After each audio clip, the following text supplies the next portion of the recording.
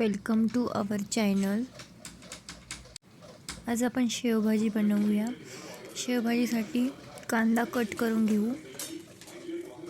मी कढईमध्ये लसूण कढीपत्ता टाकून घेतलेला आहे. आता कांदा कट करते. साईडला मसालाही घेऊन घेतलाय जवळ, म्हणजे घाई नको व्हायला. मी पेस्ट करून ठेवलेली आहे. फोडणी जळायला की व्हिडिओत नाही बनवता आली. कांदा कट झालेला आहे. आता कांदा टाकून घेऊ आपण. लाल होईपर्यंत परतवून घेऊ कांदा टाकून घेतला कढईत. छान परततोय कांदा.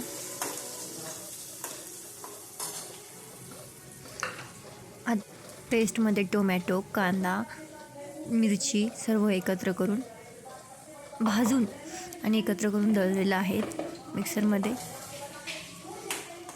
आता कांदा लाल झाल्यावरती आपण पेस्ट टाकून घेऊ. खोबरं पण टाकलेलं आहे पेस्टमध्ये. भाजून म्हणजे तर तळूनच घेतलेले मी डायरेक्टली. मसाला पण घेतला. एव्हरेस्टचा शेवभाजी मसाला आहे तो. जिरे, मोहरी, ओवा सर्व टाकून घेतलं. आता आपण पेस्ट टाकून घेऊ.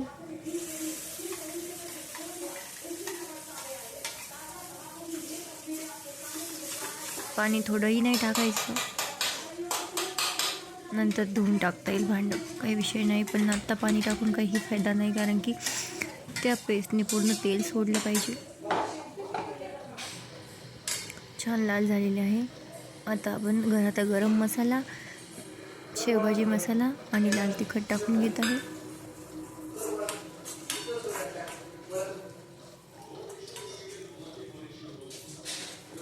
पेस्टचा कलर छान लाल झालेला होता बघा.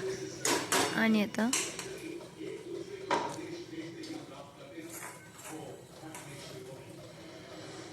थोडे मसाले परतवून घेतले आणि पाणी ॲड केलं.